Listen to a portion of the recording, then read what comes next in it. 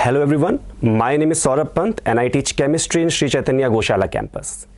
Now, what we are going to discuss, firstly we have to understand in this lecture about the chemical properties, the reactions with hydrogen, oxygen, halogen, all those things we'll discuss. But again, we will discuss nitrogen family, oxygen family together and combining them, making our remembering a little bit easier. In the previous video, you have seen all the physical property. I hope you have read the NCERT part also. Make sure to read the occurrence part there for the previous lecture. Now for this lecture, let us start with the chemical property, chemical reactions. So welcome back. In the previous video, in the last lecture, we have seen some basic physical property and some oxidation state property of the nitrogen oxygen family combined. That time also I told you it's always better to combine the chapter and tell. This method we are using here to make you easily remember all the properties of 15 and 16 group together. In today's lecture also you will love to hear this thing that because we are teaching both the topics together, your work will become exactly half. So you'll understand how now. So we are starting with the chemical properties now. Dekho yaar, reactions in the inorganic chemistry is something which is very painful for everyone. They feel, sir, how many reactions are there, especially when you see P block in the senior inter topic, that is nitrogen oxygen family, people start crying. Why? Because P block in the boron carbon family was so tough already, so many reactions were there. In nitrogen oxygen family, even more reactions are there. But don't worry at all. I am here right now to tell you the method to remember all the reactions, and not just by simple tricks like mnemonics and all in a very funny way. No, we'll do it very logically, getting the feel of the chemistry topic and understanding it well. But for that, I need your cooperation, and the cooperation is that for this reaction, you have to mug it up. This reaction you have to mug up, and if you mug up this reaction, remaining I will make sure that you are able to remember till the NEET examination, and very logically, very smartly. So this use I will tell you in the next lecture. Stick to the next lecture, remember this reaction. So what the reaction you have to remember? That NO2 HNO2, that is nitrogen in +4 and nitrogen here we can say is +3, in the aqueous medium disproportionate to form HNO3 +5 and NO +2. So basically +4 get oxidized and reduced simultaneously, +3 get oxidized and reduced simultaneously. So we have to understand here that NO2, HNO2 both in the aqueous medium will be able to disproportionate. You have to remember this reaction. I'll use these reactions in the next lecture. Going ahead. So reaction with hydrogen. Now we are comparing the reaction of nitrogen and oxygen family with hydrogen. So obviously they will form their hydrides. Formulas are, for example, nitrogen with hydrogen will form NH3. Phosphorus forms PH3, ASH3, SBH3, BiH3. Out of this, NH3 is called ammonia, PH3 is called phosphine. These two will discuss separately also, but right now let's focus upon the general property. So understand here. In ammonia, the bond angle is found to be 107.8 degree. So you are very familiar with this thing that ammonia is sp3 hybridized, having one lone pair. And because of the lone pair of ammonia, you might have read this thing that there is some repulsion due to the lone pair and the bond angle goes a little smaller than 109.5 degree. Same thing observed in water also. Water has two lone pairs. So you might have seen this thing, because of two lone pair, even more repulsions are there. So the bond angle goes even lesser than the bond angle of ammonia, that is 104 degree. The problem here is that it is found that the bond angle of PH3 to BiH3 is nowhere close to the 109.5 degree. What does it mean, sir? It simply means that they do not have any hybridization here. Sir, so what if they ask you the PH3 hybridization, what should I do? If they ask you PH3 hybridization and the option is sp3 available there, tick sp3, because that's how you have to answer in the NEET examination. But when you are comparing bond angles, always remember their angles are equivalent to 90 degree. And as you go from top to bottom, bond angle decreases normally. So PH3 bond angle around 93 degrees there, ASH3 around 92 degrees there. So bond angles are decreasing, but they all are close to 90 degree. Similarly, water has angle of 104 degree, hybridization sp3. Ammonia also sp3, both are sp3 hybridized. There is no problem here at all. But H2S, H2SE, H2TE, H2PO, their bond angles are comparable to 90 degree. That means they are also lagging the sp3 hybridization. Their angles are also close to 90 degree, but again, bond angle decreases. So these two things you have to separately study. There was a scientist called Drago. So it's a very dangerous name, but very cute scientist was there, and he discovered these angles, and he told that, yeah, maybe there is no hybridizations here. That's why we call it Drago's rule also. Name is not important, but what is important here to remember for bond angle comparisons, they all are at 90-degree angle nearby, 91, 92, 93-degree angle, but top to bottom bond angle usually decreases. Carrying on. In thermodynamics, we have read this thing that enthalpy of formation is there. So when N2 and H2 react to form 1 mole of ammonia, the energy released is always represented with negative sign. If energy is required, represented by positive sign. So what we understand that ammonia is a exothermic hydride. H2O and H2S both are exothermic hydride. Here also I can represent H2O, H2S both are exothermic hydride. That means when water and H2S and ammonia are formed from their respective atoms, then the energy is released. They are exothermic. That means their enthalpy of formations are negative. But remaining all the hydrides have positive enthalpy of formation. That means they are endothermic hydrides. Carrying on, now understand very logical thing. I'm going to combine both of them together. You will love this thing because if you understand nitrogen family, cut, copy, paste in the oxygen family, one work, double. It's like Bahubali movie here. With single arrow, we are having too many targets and all the targets will get achieved. Until the NEET exam, it will be clear. So understand here. As you go from nitrogen to phosphorus to arsenic to antimony to bismuth, what is happening? The size is becoming larger and larger. So nitrogen is small, phosphorus is bigger. So what will happen when nitrogen forms a bond with hydrogen and phosphorus forms a bond with hydrogen? Then obviously top to bottom you can understand as the size of the atom increases, the bond length also increases. So top to bottom as you go, bond length increases. Because of that, what will happen? Understand the simple logic here. You have a larger stick and you have a smaller stick. So bhaiya, you have maybe heard this story before also.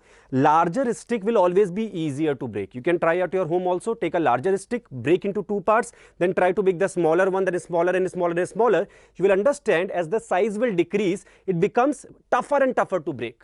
So as we can see, the size of the atom is increasing, bond length is increasing like this. So bhaiya, bond enthalpy, the energy required to break the bond decreases. It becomes easier to break the bond. Larger bonds are easy to break. Similarly, thermal stability. Thermal stability means on heating, how much, who is more stable, who is not degrading. So we understand here as we go top to bottom, bond length becomes larger, easy to break. So thermal stability decreases. Stability thermally decreases. So bhaiya, bond length increase, bond enthalpy decrease, thermal stability decrease, cut, copy, paste. Same. From water to H2PO also, size increases, bond length increases. If the bond length is larger, it's easy to break. So the thermal stability also decreases because it is not stable anymore. Going ahead, think about this. If NH bond you break, don't you think you can donate hydrogen? Now in class 8th and 9th, our teachers very nicely taught us ki bhaiya, if any element E takes hydrogen, this reaction is called reduction. Before understanding this oxidation state, reducing oxidation, increase in the oxidation state, decrease in the, before all this thing you learned, the most basic thing which was taught to you was hydrogen taken is the reduction reaction.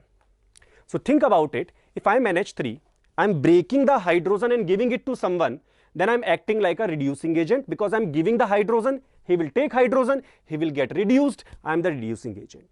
So here, as you go from top to bottom, breaking the bond becomes easy, giving the hydrogen becomes easy. So reducing agent nature increases. Here also, as you go from top to bottom, bond becomes longer, easy to break, hydrogen easily donated. So the reducing agent nature also increases. Here keep in mind, water is not a reducing agent. So is it exception? Nahi yaar, it's a very lallu thing.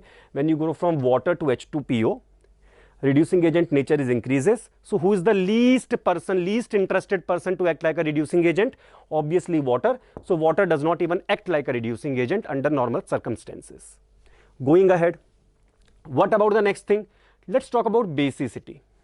Basicity. So understand here, from ammonia to BiH3, basicity decreases. Ammonia to BiH3, basicity decreases. Why? Let's understand this idea.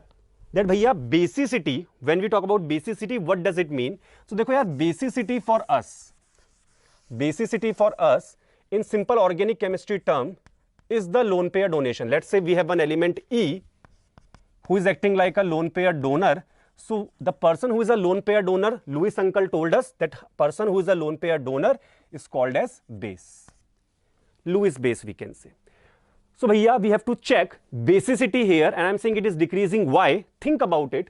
Nitrogen atom had lone pair. There are 3 hydrogens here. Had lone pair on a small area. So how I will represent this thing? I will represent in a small circle having 2 electrons.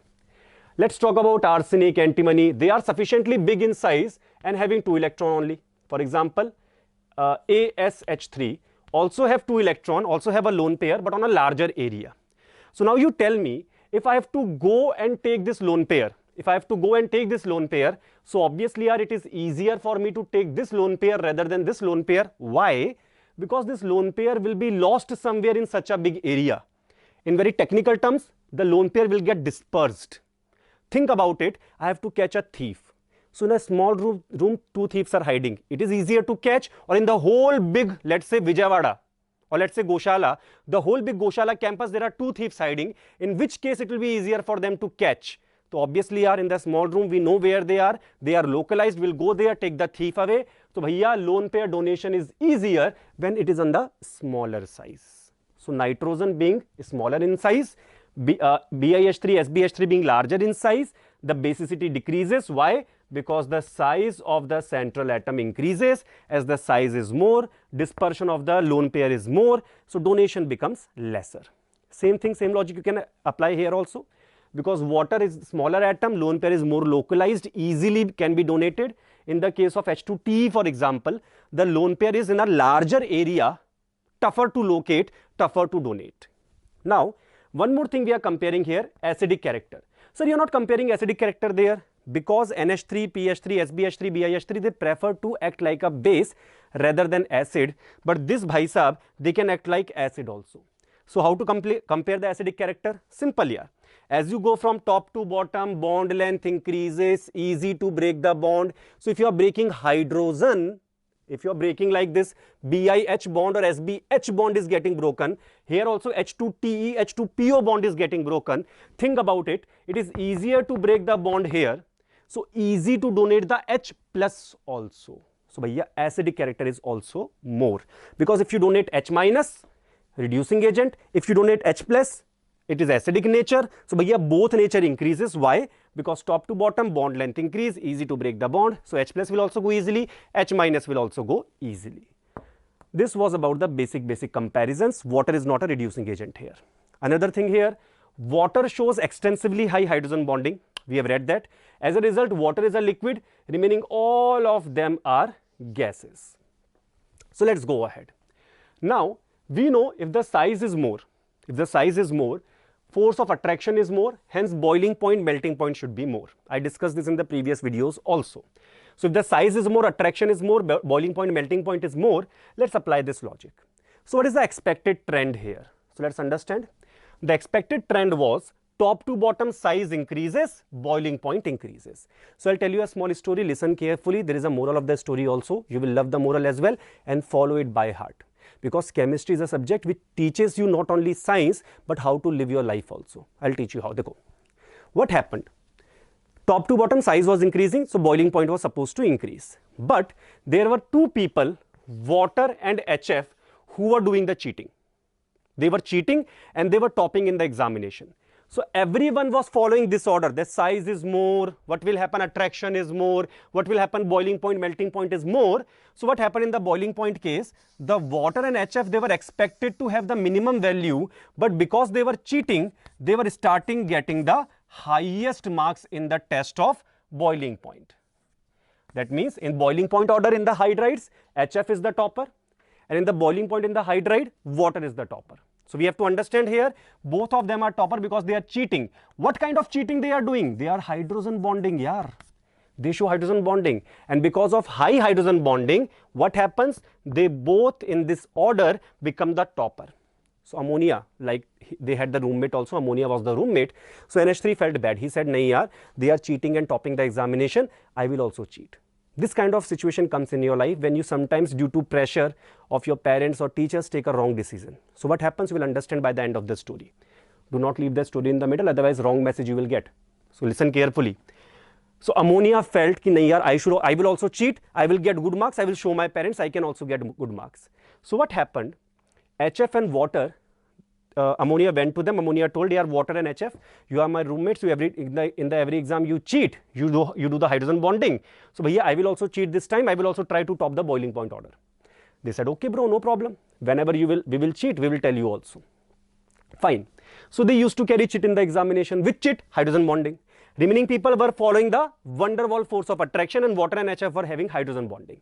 So ammonia also decided to cheat, but when the ammonia went in the examination hall, what he realized, that because he was trying to cheat, his head was all there, ki I will do cheating, I will do cheating.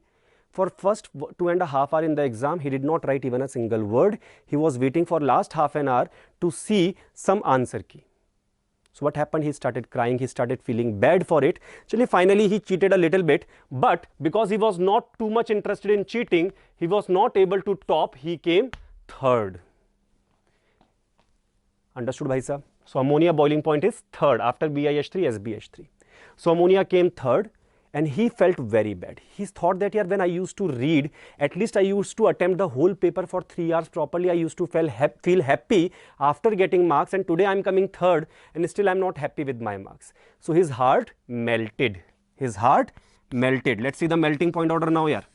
So his heart melted and he went to the examination hall, and before going to the examination hall for the next exam, he told water and HF, "Bro, I will not cheat this time. I will prepare well for the next examination and I will write the examination with full honesty because I can't bear this. I want to learn. I don't want to get marks to show off others. I want to learn for myself." So what happened? Water HF also started crying. Yeah. They said, "No, bro, you are not alone. You have opened the eyes of every one of us. Now none of us are going to cheat. No one will cheat. We all together as friends will study together and will get very good marks." So what happened? When they have written the next part test, ammonia, they went to see the result of ammonia. Ammonia came first without cheating. When his heart melted, he studied properly like a good student, listening to the lectures properly, he got rank 1. Doing all the assignments also here, which is uploaded in the e-books as well as when the lockdown gets over, it will be given to you in the hard copy as well. What happened then? They together went for checking water result also. They found water also got rank 1. So they were very, very happy here. Why? Because bhaiya, without any cheating, they got rank 1 because of sheer hard work. Together, then they went to see the result of HF, and HF, no, he did not top. HF came second. But believe me or not, HF was much more happier with this second rank rather than getting this first rank here. In the melting point, when his heart melted, HF came second after HI. Why he was happy? Because he earned the rank on his own. So coming second with honesty gives you more satisfaction than coming first after cheating. So you understand boiling point order, ammonia third, heart melted. He read, all three of them read. So ammonia water topped the result and HF came second. So this was about the boiling point, and you will like to know this thing. If I would have taught this topic separately, you can understand this kind of feeling of the topic you will not get. So that's why it's important to read both the topics together also. So let's carry on. So now let us start the reaction with oxygen. So with oxygen, the 15 and 16, both the group, they form their oxides, and you have read in the periodic table also, if the oxidation state is more, the oxides are more acidic. So there are two kinds of oxide, E2O3, E2O5. Why, sir? Remember in the inert pair effect, +3, +5 are there. So what happens? And here you can see they form in +3, +5, and here the oxides are formed in +4, +6. So let's carry on. So E2O5 will be more acidic because higher oxidation state more acidic. Here EO3 will be more acidic. That means SO3 more acidic than SO2. N2O5 more acidic than N2O3. Apart from that, if you go from N2O5 to Sb2O5, top to bottom, so it's a very simple logic is there, you can understand. Top to bottom, nitrogen is a non-metal. As you go down, it is metallic character increasing. Now metals are basic, non-metals are acidic. Remember this always. Non-metals are acidic, metals are basic. So as you go from top to bottom, the acidic nature decreases. Why? Because the metallic nature is increasing. So as the metallic nature is increasing, we can say more metallic means more basic nature and less acidic nature. So N2O5 is the most acidic oxide in the 15th group oxides. Why? Higher oxidation state more acidic, and top to bottom also acidic nature decreases. So the highest acidity is of N2O5 in this oxides. What about the trioxides here? Simple. If you remember, nitrogen, phosphorus were non-metals, so acidic oxide. N2O3 and P2O3. As2O3, Sb2O3, they are amphoteric. Amphoteric, that's why. Why? Because they were metalloid in nature. So you can easily remember first two were non-metal, so acidic oxide. Next two were metalloid, so this trick can work that they are amphoteric. And the bismuth was metal, that is why we can say because the bismuth is metal, it will be basic in nature. Going ahead here, in the 16 group we have to understand EO3 we got more acidic, O2, SO2 are gas. As we will go down, O2 and SO2 are gas and SeO2 is a solid. In fact, O3 is also a gas. And when you compare the acidic nature, don't compare O2 and O3 here. O2, O3 will not be showing any such kind of acidic basic nature here. Whereas O2 and O3, these people are gases, SO2 is also a gas and SeO2 is a solid. So remember, in the middle, liquid is not there, O2, SO2 gas, then suddenly SeO2 comes solid. And all these oxides in the 16 group, they are acidic. Why, sir? There, though, you are saying some acidic, some amphoteric, some basic, but here all are acidic. Why? Simple, yaar. Understand, when you go from left to right, you tell this thing, top to bottom metallic nature decrease, but left increase, but left to right metallic nature will be decreasing. In the periodic table, you can know this thing that left side we have metals, right side we have non-metals. So as we go on the right side, the acidic nature will be 100% increasing because you are going from metals towards non-metal. So we understand here, bhaiya, left to right, that means 15 to 16 group acidic nature will be more. So there, some of them are acidic, some are amphoteric, some are basic. Understand, only N2O3, P2O3, E2O3 only I have compared here. Some are acidic, some are amphoteric, some are basic. But in the 16 group, all of them are acidic. Why? Because left to right acidic nature increases. So same thing will happen in the next group also. Yes, all the oxides of fluorine, chlorine, bromine, iodine will be acidic in nature. Going forward, acidic nature increases. Next, reducing agent nature here. Reducing agent nature from SO2 to TeO2 decreases. And you can understand simple logic here. SO2 can act like reducing as well as oxidizing agent, but he prefers acting like a reducing agent. He is the best reducing agent out of these. But as you can see, the reducing agent nature decreases. We understand that TeO2 start preferring to act like an oxidizing agent. So reducing agent nature decreases, SO2 act like a reducing agent, TO2 prefer to act like an oxidizing agent. But sir, can SO2 act like both reducing oxidizing agent? Yes, he is in +4 oxidation state. He can get oxidized to +6 also. He can get reduced to 0, -2 also. So +4 can go up as well as down because it is the intermediate oxidation state. Both are possible. Sir, what he will prefer? He will love to show reducing agent nature. He will love to get oxidized. Reducing agent means himself getting oxidized. Going ahead, reaction with halogen here. So bhaiya, how do 15 group react with halogen? They form their halides. And as per the Fajans rule you have read, higher the charge, more the covalent nature. So EX5, again here also +3 +5. EX5 is more covalent than EX3. Same for the 16 group also. EX6 is more covalent than EX4. So higher charge, more covalent character. This is Fajans rule or Fajans, whatever you want to call it. Can nitrogen form pentahalide? Answer is that nitrogen cannot form pentahalide. Why?